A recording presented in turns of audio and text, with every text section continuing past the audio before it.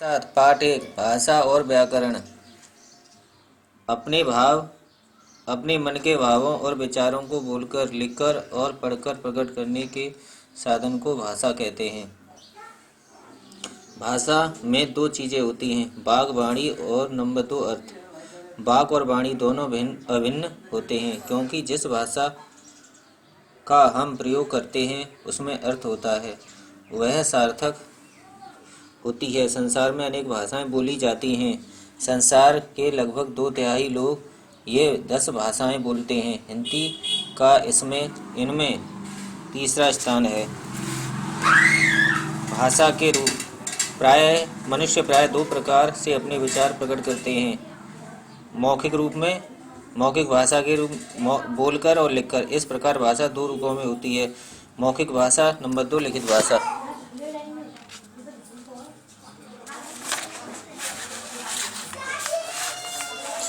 भाषा के दोनों रूपों में अंतर। भाषा का मौखिक रूप परिवर्तनशील है, किंतु लिखित रूप में स्थिरता बनी रहती है। इस अंतर के कारण इसके लिखित रूप की महत्ता अधिक है। भाषा की अनेक इकाई है। नंबर 1 ध्वनि। मुख से निकलने वाली प्रत्येक स्वतंत्र आवाज ध्वनि कहलाती है। नंबर 2 वर्ण वह छोटी से छोटी मूल ध्वनि है जिसके और खंड नहीं हो सकते, जैसे अ, ई, उ, ल, म आदि। नंबर 3 शब्द। वर्णों के सार्थक समूह से शब्द बनते हैं। वाक्य में प्रयुक्त शब्द के व्यवहारिक शब्द को पद कहते हैं, जैसे च प्लस म प्लस न चमन। यानी 4 वाक्य। एक पूर्ण विचार व्यक्त करने वाला शब्द समूह वाक्य कहलाता है, जैसे रवि फुटबॉल खेलता है। इन वाक्यों में रवि फुटबॉल खेलता है, इस वाक्यों में रवि फुटबॉल खेलता है अलग अलग शब्द हैं, परंतु इनके साथ एक साथ प्रयोग से एक अर्थ निकल आता है। लिपि। मौखिक ध्वनियों को लिखित रूप में प्रकट करने के लिए जिन ध्वनि चिन्हों का प्रयोग किया जाता है उन्हें लिपि कहते हैं। विश्व की विभिन्न भाषाओं को लिखने के लिए अनेक लिपियां प्रचलित हैं। हिंदी और संस्कृत जिस लिपि में लिखी जाती है उसे देवनागरी लिपि कहते हैं। देवनागरी लिपि का विकास ब्राह्मी लिपि से हुआ है। अंग्रेजी भाषा की लिपि रोमन है। यूरोप की अधिकांश भाषाएं थोड़े बहुत परिवर्तन के साथ इसी लिपि का प्रयोग करती हैं। अरबी और उर्दू फारसी की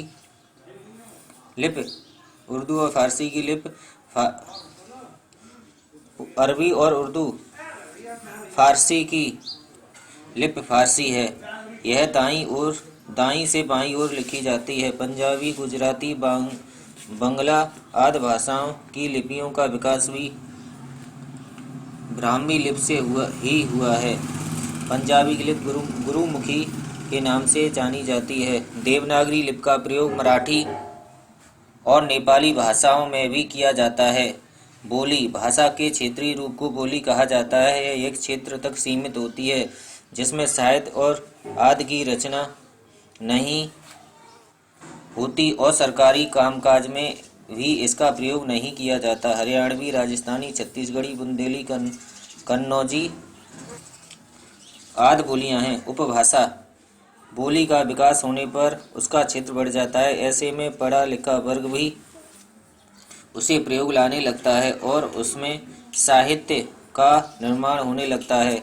ब्रजभाषा, अवधी, मैथिली और खड़ी बोलियां हैं, परंतु साहित्य रचना में